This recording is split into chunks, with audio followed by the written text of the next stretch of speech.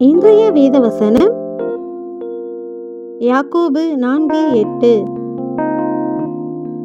தேவனிடத்தில் சேருங்கள், அப்பொழுது அவர் உங்களிடத்தில் சேருவார். ஆமென். நாம் நம் தேவனிடத்தில் சேர்ந்தால் அவர் நம்மிடத்தில் சேர்ந்து நம்மோடு இருப்பார். அவர் நம்மோடு இருந்தால் நமக்கு ஒரு குறைவும் ஏற்படாது. இப்படி நம்மை குறைவின்றி நடத்தும் தேவன் நம்மோடு சேர்ந்து இருக்க வேண்டும் என்றால், முதலாவது நாம் நம் தேவனிடத்தில் சேர வேண்டும்.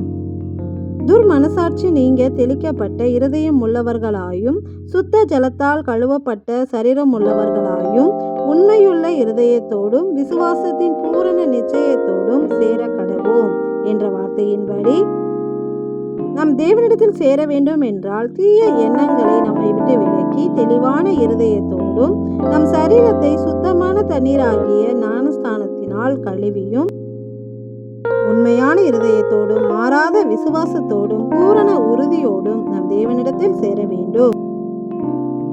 அப்பொழுது நம் தேவன் நம்மோடு சேர்ந்து நம்முடைய குறைவுகளை எல்லாம் நம்மை விட்டு நீக்கி நம்மை நிறைவாக நடத்துவார்.